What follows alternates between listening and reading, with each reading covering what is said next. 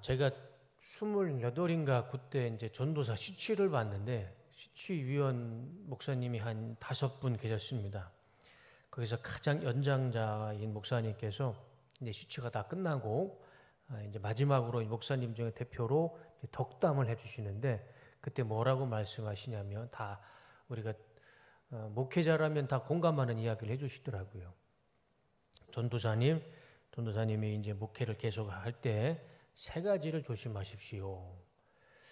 첫 번째, 돈, 헌금을 조심하십시오. 두 번째, 명예를 조심하십시오. 세 번째, 뭘까요? 어떻게 하셨습니까? 저에게 시추 주신 목사님처럼 똑같이 말씀하시네. 돈, 명예, 음란, 여자를 조심하라는 거예요. 그때 파릇파릇한 28살 전도사한테 그런 말씀을 덕담을 해주시더라고요. 수동연세요양병원이라고 있습니다. 거기에 염안섭 원장이 있는데 이 병원은 특이하게 이제 개인이 세운 병원인데 에이즈 환자를 돌보는 병원입니다. 그리고 동성애가 잘못된 것이다라고 계속 여론이나 언론을 통해서 이야기하는 분이 바로 이 염안섭 원장님이에요. 그리고 이분은 또 감리교 신학대학교 신학을 또 공부하셨더라고요. 병원 원장 하면서. 이분이 운영하는 유튜브 채널이 있는데 그 유튜브 채널을 제가 어떻게 우연하게 봤어요. 근데 그 채널의 내용들이 뭐냐면 한국에 있는 목사님들의 부정과 부패를 아주 정말 가감없이 아주 적나라하게 보여주더라고요. 같은 목사로서요 너무 창피한 겁니다. 사진 한번 보여줘 보세요. 이게 레인보우 리턴즈인데 레인보우가 이제 동성애를 의미하잖아요. 그러니까 레인보우 리턴즈 동성애에서 돌아와라. 이제 그런 의미인데 저 맨 끝에 있는 분이 오른쪽 맨 끝에 있는 분이 염안석 원장님입니다. 네, 내려주세요. 병원 이름과 자신의 명예를 걸고 이제 영상을 찍기 때문에 어느 정도 신뢰는 있는 것 같습니다. 그리고 제가 들어보면 거짓말은 아니에요. 실제로 또 있었던 사건을 이야기해 주는 영상이 많습니다. 제가 이 채널을 보면서 제가 얼마나 목사로서 추한 모습을 보았는지 이런 영상을 봤어요. 정말 제 귀를 의심하는 내용이었습니다. 지금 순복음 교단에 있는 좀 어느 정도 규모가 있는 교회 담임 목사가 동성애 바에 접대부로 이력서를 냈대요. 말이 안 되잖아요. 이게 제가 그걸 들어도 귀를 의심할 정도로 이게 말이 안 되는 상황이잖아요. 순복음 교단에 어느 정도 규모가 있는 교회 담임 목사가 저녁에 동성애 바에 들어가서 접대부로 일을 하겠다고 이력서를 낸 거예요. 저는요 깜짝 놀랐습니다. 그 술집 사장이 어떻게 알았냐면 카톡이 있잖아요. 전화가 와서 우리 카톡 그 배경 화면에 웬만하면 이 사람이 직업을 알 수가 있잖아요. 특히 목사는 다 알아요. 성경 구절이나 교회 이름을 올리는 푸사가 있잖아요. 제 카톡 사진에 보시면 이 사람은 뚝섬교회 목사구나 하고 100% 알 수 있습니다. 그 동성애 바 사장이 전화했던 그 목사의 이 푸사를 보고 안 거예요. 목사라는 거를. 그러니까 이 동성애 바 사장이 너무 허무한 거고 이게 말이 안 되는 겁니다. 어떻게 목사가 자기 동성애 바에 들어와서 접대부로 일을 하려고 지원을 할까? 그래서 이분은 염안섭 원장이 워낙 동성애를 비난하니까 이 염안섭 원장이 이 목사를 시켜서 무슨 경찰도 아닌데 잠입 일부러 들어가서 그 내부를 좀 취재하려고 이제 그러는 줄 알고 염안섭 원장에게 직접 주관을 했던 겁니다. 당신이 시켰느냐.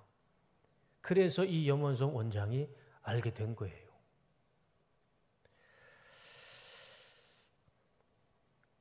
염안섭 원장과 이 동성애 담임 목사와 직접 통화하는 내용도 있습니다. 결국에는 인정을 하더라고요. 내가 동성애자입니다. 이거는 정말 아닌 것 같습니다. 담임 목사가 동성애 바에서 접대부로 일을 하겠다고 떳떳하게 이력서를 내는 그것이 지금 우리 한국교회 목회자의 모습 속에 있다는 것은 정말 경악을 금치 못할 일이죠.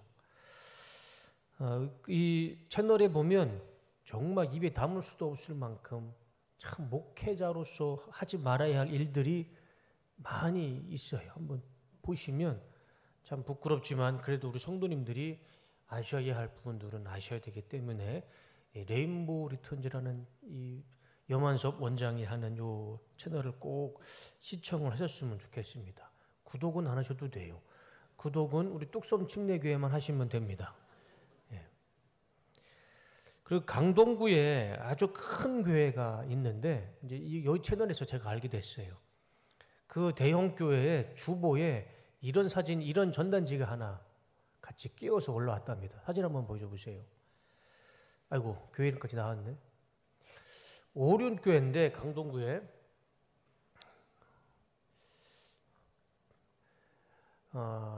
센터를 지는데 저렇게 금액과 필요한 물품을 주보에 끼워넣어서 주보에 내놨답니다.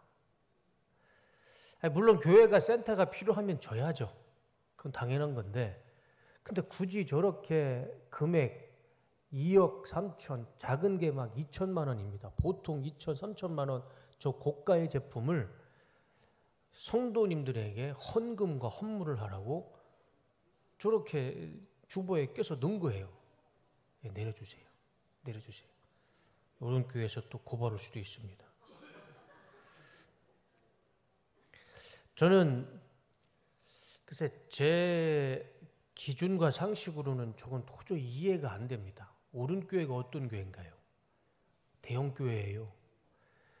대형 교회고 그 정도 규모의 교회면 저거 충분히 교회 재산으로 살 수 있어요. 충분히 예산으로 다 가능한 금액입니다. 근데 굳이 교회 예산이 교회 통장은 점점점 뚱뚱해지는데 굳이 저거를 성도님들한테 물론 성도님이 헌물을 해서 헌금하면 하나님이 기뻐하시겠죠. 근데 일단은 교회 예산으로 먼저 써야 되지 않겠습니까? 그리고 부족한 거는 성도님들한테 기회를 드리는 게 맞죠. 처음부터 성도님들한테 이거 2억짜리 헌물하십시오. 그래서 제 기준으로는 그건 아닌 것 같습니다. 그리고 이 오른교회가 2024년에 다니엘 기도회를 하다가 방송실에서 사역하는 사역자가 과로사로 사망을 합니다. 네. 그런데 과로사로 사망을 했는데 그 교회 측에서 산재를 해주겠다라고 약속을 했어요. 산재가 맞죠. 일을 하다가 죽었으니까.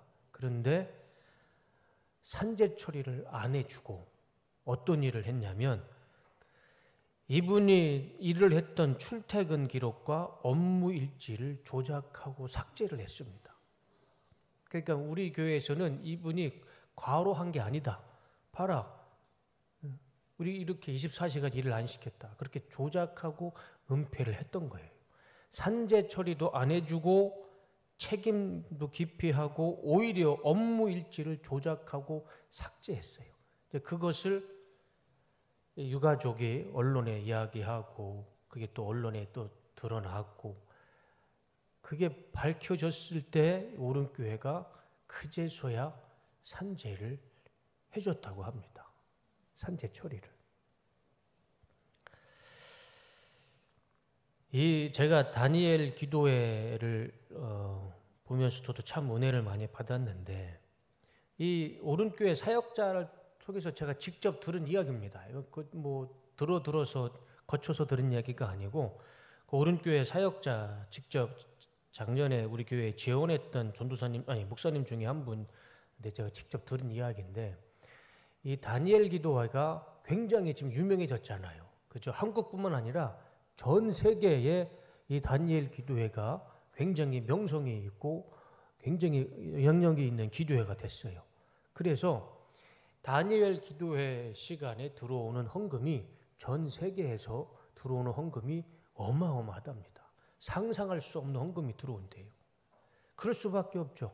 전 세계 성도님들이 은혜 받고 하나님의 은혜에 감사해서 감사 헌금만 드려도 그 금액이 얼마나 되겠습니까? 그렇게 많은 재산, 교회의 통장은 점점 뒷자리가 올라가는데 그 다니엘 기도회를 헌신하는 방송실 사역자가 과로사로 죽었을 때 교회에서 그 책임을 지지 않겠다.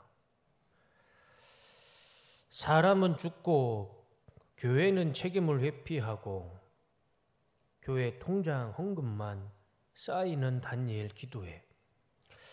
그 기도회를 하나님이 과연 기뻐하실까? 그 염원석 원장의 그 영상을 보면 이런 내용도 나옵니다. 깜짝 놀랐죠.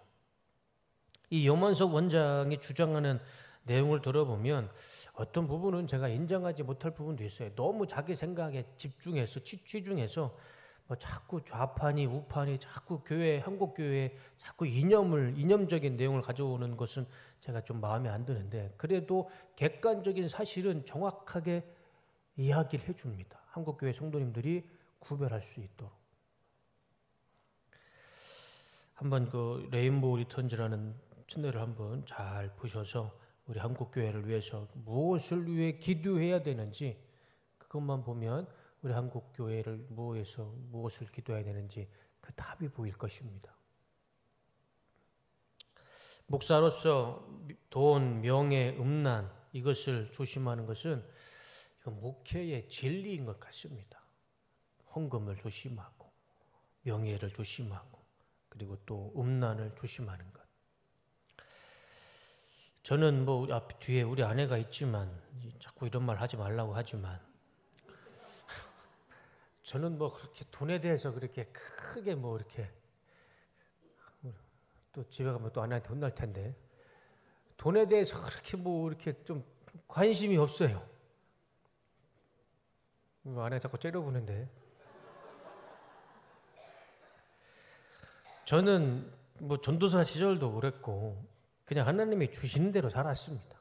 집에 먹을 쌀이 있고 병원에 다닐 만한 돈이 있고 서우 엄마랑 서우랑 가끔씩 쿠쿠 데려갈 만한 돈이 있고 보고 싶은 책 살 만한 돈만 있으면 뭐 저는 뭐 바랄 것도 없고 뭐 그 외에 뭐 딱히 쓸 것도 없습니다. 사실 가끔씩 우리 성도님들 중에 옷도 사주시고 난방도 사주시고 이제 속옷만 우리 아내가 사주지 우리 성도님들이 저는 입던 옷도 저는 감사하게 받고 입습니다. 제가 요즘 장로님 한 분 중에 이 테무라는 쇼핑몰을 알게 됐어요. 테무 아시죠? 한국 사람이 중국 쇼핑몰 쓰면 안 되는데 그 테무에 들어가니까 완전히 또 다른 세계가 있더라고요. 그래서 제가 테무를 보면서 2만 원 이상의 고가 제품을 사지 않습니다. 그 테무에는 2만 원이면요 뭐든지 다 살 수 있어요. 그리고 명예욕도 저는 사실 뭐 딱히 없습니다. 제가 이 나이에 이 학벌에 뚝섬 침례교회 담임 목사로 사역했으면 저는 그걸로도 전 제 삶에 충분히 목사로서 명예는 하나님께서 주셨다고 생각을 합니다. 그 이상의 무슨 더 큰 명예가 필요하겠습니까, 목사가? 그런데 이 음란이라는 것도요. 아시는 것처럼 제가 13년 동안 군인교회에 있었습니다. 군인들하고 제가 뭐 스캔들이 날 일이 없었죠. 군인들하고 제가 무슨 스캔들이 났겠습니까? 네? 제가 군인들을 피하면 더 피했지. 이제 앞으로는 이제 제가 더 조심해야겠죠. 이 음란에 대해서는 정말 조심하고 조심해야 할 부분인 것 같습니다. 돈과 명예와 음란, 이거는 하나님의 사람이라면, 목사가 아니더라도 하나님의 사람, 하나님의 직분자라면 남자건 여자건 조심해야 할 부분인 것 같습니다. 오늘 본문에 나오는 이 기드온이 이 중에 하나가 딱 걸렸어요. 돈, 명예, 음란 중에 이 셋 중에 하나가 딱 걸린 거예요. 성경의 인물들을 보면 이 세 개 중에 하나에 다 걸립니다. 그래서 인생의 말년이 힘들어지고 하나님의 심판을 받고 그 카테고리를 벗어나지를 못해요. 성경의 인물 중에서도. 기드온도 마찬가지입니다. 그래서 그것 때문에 기드온의 자녀들이 안 좋은 결과를 맺게 돼요. 그리고 이스라엘도 안 좋은 결과를 맺게 됩니다. 근데 그것이 뭔지 말씀을 드리고 설교를 마치도록 하겠습니다. 지난주에 말씀을 상기해 보시면 이스라엘의 이 미디안과 연합군대가 쳐들어옵니다. 근데 그 규모가 메뚜기 떼처럼 많았고 바다의 모래처럼 낙타 부대가 이스라엘을 쳐들어왔어요. 어마어마한 숫자가 이스라엘을 쳐들어왔습니다. 그때 하나님은 32,000명을 기드온이 이제 모집을 해서 32,000명으로 연합군을 싸우려고 했는데 하나님은 그걸 허락하지 않으셨어요. 그래서 몇 명만 하나님이 줄이셨죠? 300명. 물을 손으로 떠서 마시는, 무릎 꿇고 손을 떠서 마시는 300명만 데리고 나가서 싸워라. 그 이유가 뭔지 아시죠? 32,000명 가지고 나가면 너희들이 이기면 너희들의 힘으로 이긴 줄 안다. 교만할 것이다. 그래서 하나님이 줄여서 300명만 데리고 전쟁에 나갔던 것이죠. 이길 수 없죠. 300명 가지고 어떻게 모래 같은 낙타 군대, 메뚜기 떼 같은 이 연합 군대를 이길 수 있겠습니까? 하나님의 기적이 일어난 것이죠. 그래서 그 이길 수 없는 전쟁에 기드온이 이끄는 300명의 용사들이 이겼어요. 그러니까 이스라엘 사람들이 기드온을 어떻게 생각했을까요? 하나님처럼 생각했겠죠. 이길 수 없는 전쟁을 이겼으니까. 그래서 이스라엘 사람들이 기드온에게 이렇게 이야기를 합니다. 8장 22절 다 같이 읽어보겠습니다. 시작.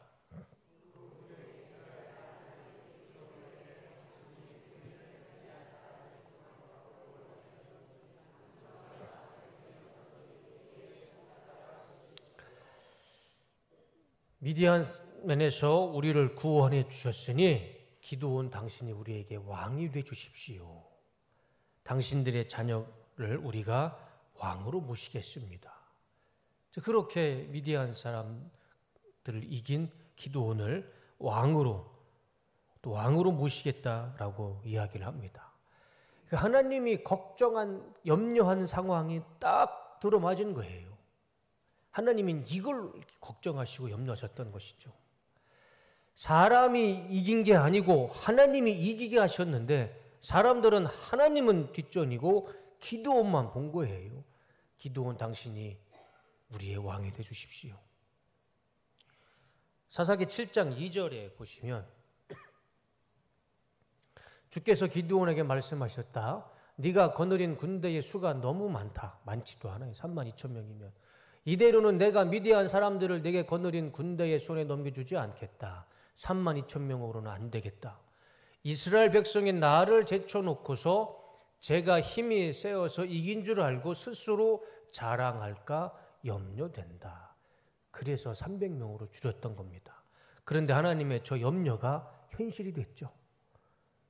하나님이 이기게 하셨는데 하나님은 뒷전으로 가고 기드온의 자녀들을 우리가 왕으로 삼기겠습니다. 그렇게 된 거예요.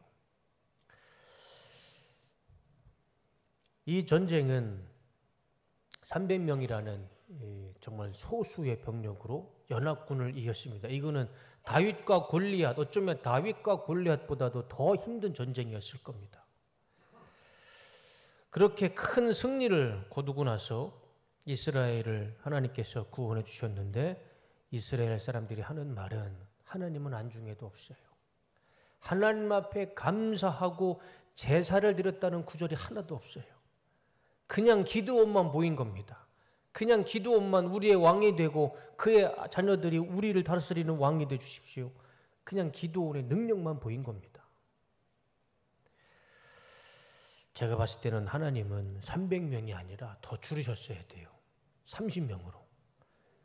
어쩌면 3명으로도 줄여야 그 고집센 유대인들이 하나님이 하신 거라고 인정했을지도 모르겠습니다.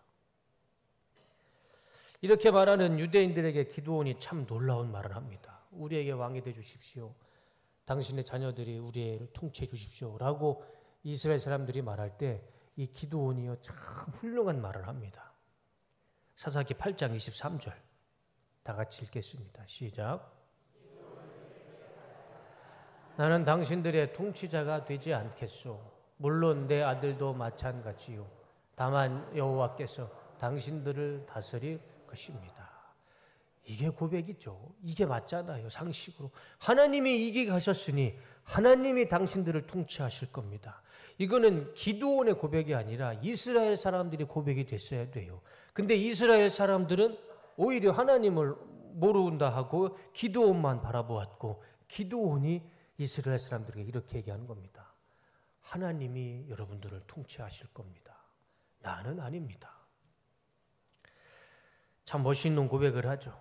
참 기드온 이분한테 좀 박수를 쳐주고 싶은 마음입니다. 그런데 여기에서 끝났으면 얼마나 좋을까요? 그냥 이 기드온이 여기서 정말 믿음의 고백으로 딱 끝났으면 참 좋았을 텐데 성경의 인물이 하나같이 다 마지막에는 꼭 아쉬움을 남겨요. 그게 우리 사람의 한계인 것 같습니다.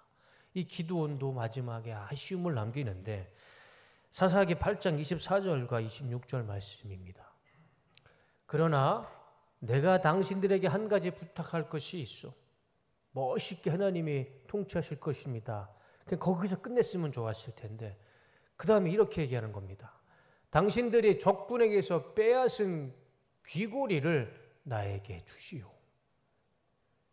미디안 군은 이스마엘 사람이므로 모두 금고리를 달고 있었다. 이 전쟁의 전리품이었어요. 전리품. 그러자 그들이 기꺼이 드리겠습니다 하며 겉옷을 펴고 모두 자기들의 빼앗은 귀고리를 내어놓았다. 기드온이 받은 금 귀고리는 약 19.4kg이었다. 여기에는 초생딸 모양의 장식품과 귀한 폐물과 미디안 왕들이 입었던 자색옷과 낙타목에 돌렸던 사슬은 포함되지 않았다. 옷은 필요 없고 금만 기드온이 달라는 겁니다. 저 달라는 이유가 무엇입니까? 전리품이에요. 내가 이 전쟁에 이겼으니 그 전리품은 나에게 주십시오. 금 19.4kg 지금 시세로 보면 얼마가 될까요? 저는 왠지 이런 데 더 마음이 가서 한번 찾아봤습니다.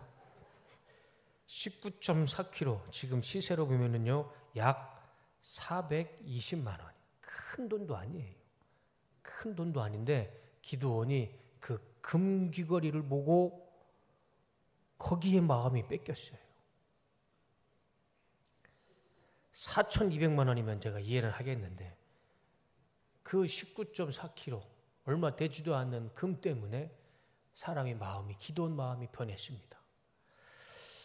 견물생심이라는 말이 있죠. 그 뜻이 무엇이죠? 견물생심. 그렇죠. 내가 보면 욕심이 생기고 갖고 싶다는 마음이 드는 거죠. 근데 요즘은 견물생심을요 다르게 해석한답니다. 이 견자가 보일 견자가 아니고요 강아지 견자로 쓴답니다.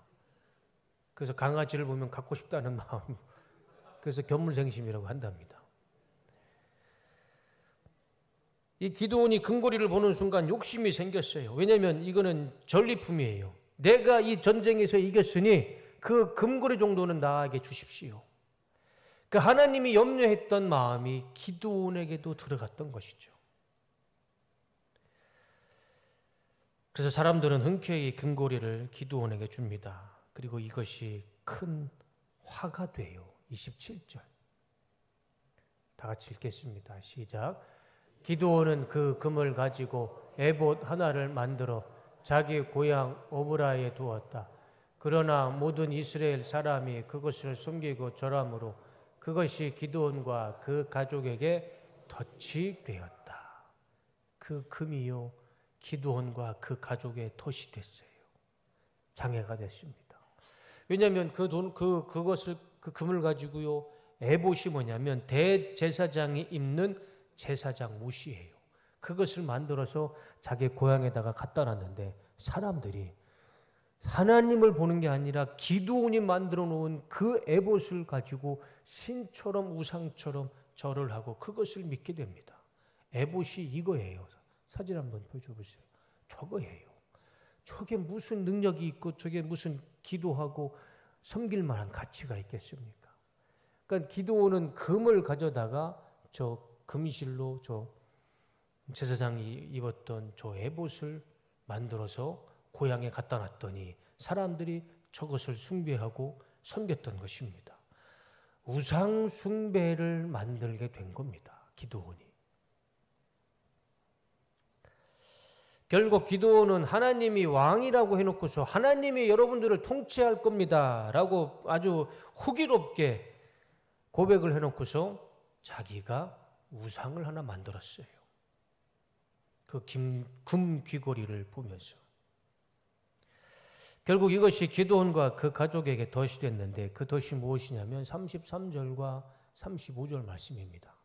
그러나 기드온이 죽은 후에 이스라엘 백성은 바알 우상을 섬기고 바알 브릿을 자기들의 신으로 삼았다.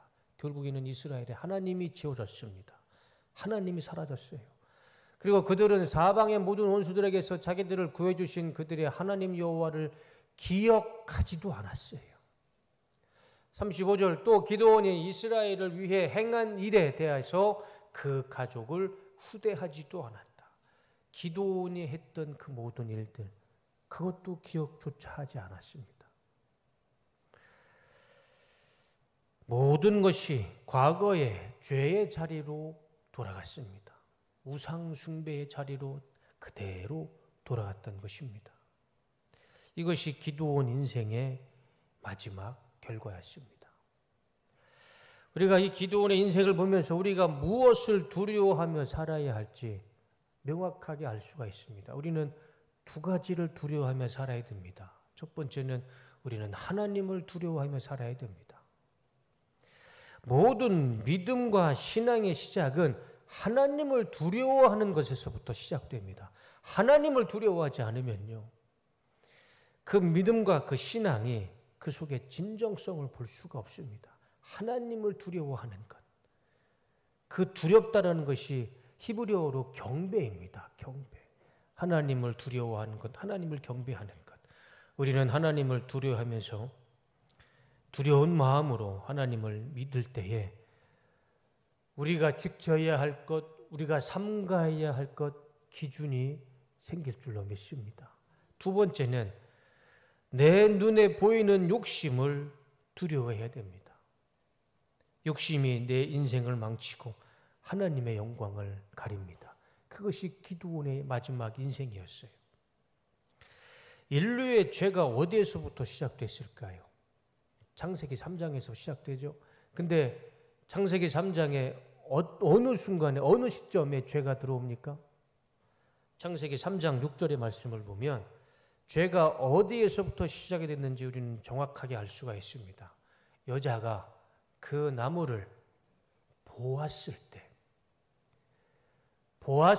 그 속에 욕심과 탐욕이 생긴 거예요. 먹음직도 하고 보암직도 하고 지혜롭게 할 만큼 탐스럽기도 한 나무가 나무인지라. 그래서 여자가 그 열매를 따먹고 자기와 함께 왜 겁니까? 다 읽지도 않았는데 전도사님. 예? 그 열매를 따먹고 자기와 함께 있는 남편에게도 주매 그도 먹은지라. 그 나무를 본즉 먹음직도 하고 보암직도 하고 탐스럽게 생기기도 해서 하와는 그 열매를 선악과를 따먹게 돼요.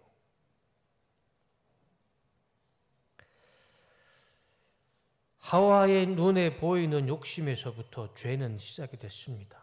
기드온도요, 금 귀고리를 보았을 때 욕심이 생겼어요. 그것만큼은 날 주십시오. 거기에서부터 이스라엘의 에봇에 생기고 우상숭배가 다시 세워졌고 다시 한번 죄로 돌아가는 역사를 만들게 됐던 것입니다. 하나님의 위대한 역사를 300명을 가지고 이길 수 없는 전쟁을 기적을 베풀어 주셨는데 근데 그 기드온의 이 잘못된 선택 때문에 다시 이스라엘은 우상숭배로 돌아간 나라, 하나님이 지워진 하나님이 없는 나라로 되돌아갔던 것입니다. 우리는 기도원을 보면서 그의 삶 속에 있는 믿음과 실수를 반면교사 삼아야 할 줄로 믿습니다. 우리는 진심으로 하나님을 두려워하고 또 내 속에 항상 도사리고 있는 내 눈의 욕심, 이생의 자랑, 이것을 두려워하며 살아가야 할 줄로 믿습니다. 제가 처음에 말씀드렸던 것, 28살 젊은 전도사에게 나이 지긋한 목사님이 3가지를 조심하라 말씀하셨습니다. 돈 조심해라, 명예 조심해라, 음란 조심해라. 기도원도 거기에 하나가 딱 걸린 거예요. 근데 이것이 전도사와 목사뿐만 아니라 우리 하나님을 믿는 모든 성도가 조심해야 할 3가지 요소인 것입니다. 하나님을 두려워하고 이생의 자랑과 욕심을 믿음으로 이겨내셔서 항상 영적으로 승리하시는 한 주간의 삶이 되시기를 주님의 이름으로 축원합니다. 내가 보이는 것에 거기에 마음 두지 마시고 우리는 하나님의 말씀을 따라 하나님의 기준으로 살아갈 때 우리는 날마다 믿음으로 승리하는 삶을 살아갈 줄로 믿습니다. 한 주간 이런 복된 삶이 되시기를 주님의 이름으로 축원합니다. 기도하겠습니다.